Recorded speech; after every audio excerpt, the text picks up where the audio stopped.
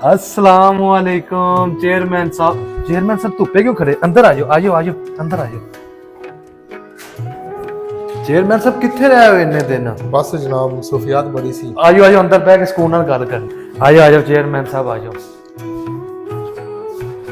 O chairman साहब इधर अंदर आयो, तो खान दी पई रहंदी, अंदर आओ। आ जाओ।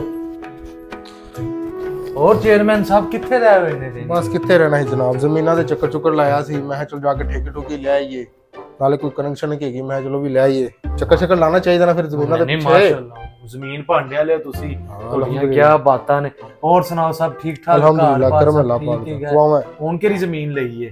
मैं लईओ मोगे वाली 5 किले ਲਈ ਪੈਲੀ ਆਪਾਂ। माशाअल्लाह माशाअल्लाह। ते गरीब दे घर किवें आ? बस वैसे ईद दे दिन जिन्हें चक्कर नहीं लगे, बड़ी मसरूफियात रही है, तो मैं चलो अज मीर भाई को चक्कर ला आइए, ते नाले फिर तुहाडे कोल जरा कुर्बानी दा गोश्त ले आइए।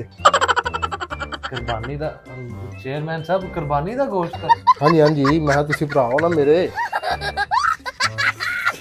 चेयरमैन साहब तुसी कुर्बानी नहीं कीती? नहीं भाजी इस दफा ना हिम्मत नहीं पई कुर्बानी। चेयरमैन साहब 5 किले जेरी पैली लई है, वो 4 किले ले लेंदे, कुर्बानी ले लेंदे तुसी। भाजी वो तो धाड़ ਲਈ है ना, कुर्बानी तो नहीं ना धाड़ हो।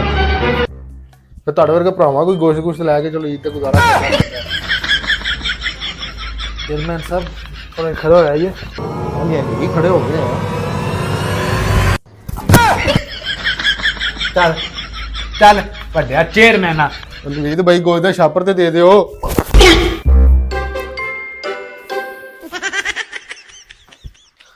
ਲੱਗਦਾ ਭਰਾ ਗੁੱਸਾ ਹੀ ਕਰ ਗਿਆ।